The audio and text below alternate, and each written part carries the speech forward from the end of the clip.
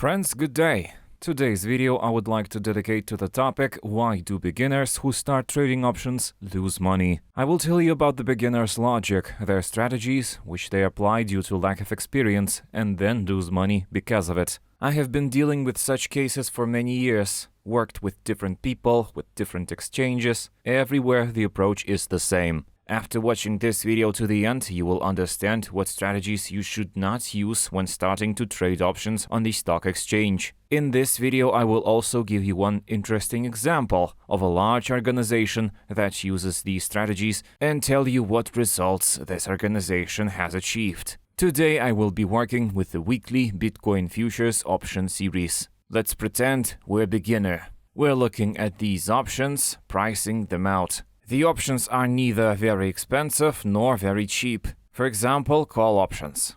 Above we can see that Bitcoin has risen and will probably be above 31. The beginner assumes that Bitcoin is likely to continue its upward move, so he decided to work with call options. Then the beginner wants to buy call options of strike 33, 1000 contracts. Let me remind you that 1000 contracts is 1 Bitcoin. I decided to choose this number to make it easier to count. Now let's take a look at the chart. This is a call option strategy. Here you can see how much was spent on this purchase and the maximum loss. In this case, it is $325. Why does a beginner build this particular strategy? It's simple. Is the loss limited? Limited. Profit is not limited. He read a book about options and thinks he's got it all figured out. Is it a good strategy? Maybe a good strategy.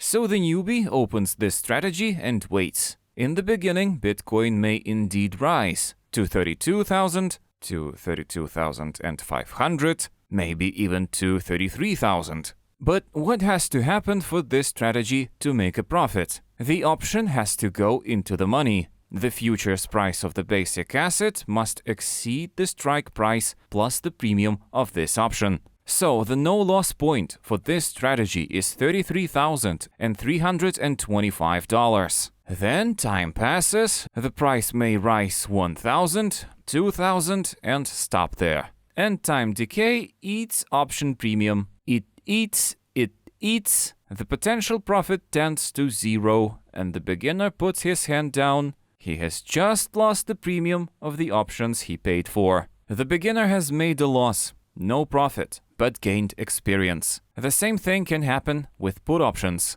Why? Because simply buying options is pretty expensive. If you have watched my previous videos, then you know which trend-following strategies are best to use. Simple buying of simple options I consider a guessing game. None of us can see the future. Unless you are an insider or a big fund that is heavily investing in some asset, you cannot influence the price and predict its movement. You can try any tricks you want, but it will still remain a guessing game. If there is no significant growth in the time period before expiration, you get a loss in the amount of the options you bought. So, one major hedge fund comes to my mind. The fund had several $100 million, gathered some big math guys, and built its strategy around short weekly options. They worked with various American stocks, indices, and after about 3 or 4 years, the fund lost more than half of its capital. But the fund became famous all over the world. Why? In March of 2020, during the pandemic, when there was a huge drop in securities around the world, they capitalized on that drop. The fund bought a lot of put options of short series, and all those options went into the money. And the profits were huge, 300 or 400%. A lot of the financial newspapers wrote about this fund. That strategy worked because of COVID. But what if there wasn't any COVID? I think that by 2021, the investors in that fund would have lost 70% of that capital and gotten out of there. COVID saved that fund. No one would have known about it. I should check someday how the fund is holding. Maybe the low volatility caused it to die altogether.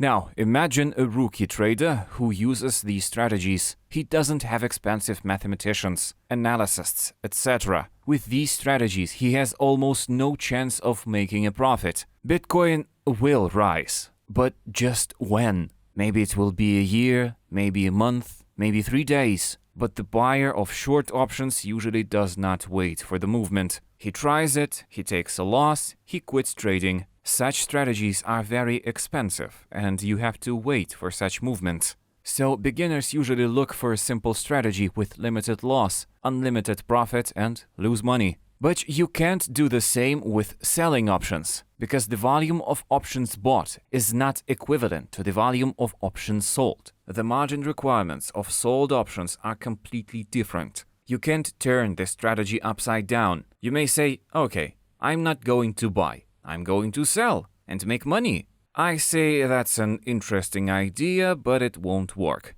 Let me explain why. I press the sell button and I look at the margin requirements. They've tripled, and that's not that much. Sometimes margin requirements go up to 5 times or 10 times, but you can lose more money buying than you can make selling. My advice, go to the AE terminal and build your own strategies. Think, calculate yourself, look at the margin requirements, and let me remind you, a strategy with simple purchases should be used more often than once, because asset growth is indeed possible. It can bring good profits, but the main thing is to catch this movement. So, I'm waiting for your questions in the comments. If you liked the video, leave a like. Subscribe to the channel, there will be a lot of interesting topics about options trading on the stock exchange. Also, suggest your topics. I will be happy to make videos on them. I wish you successful options trading and all the best.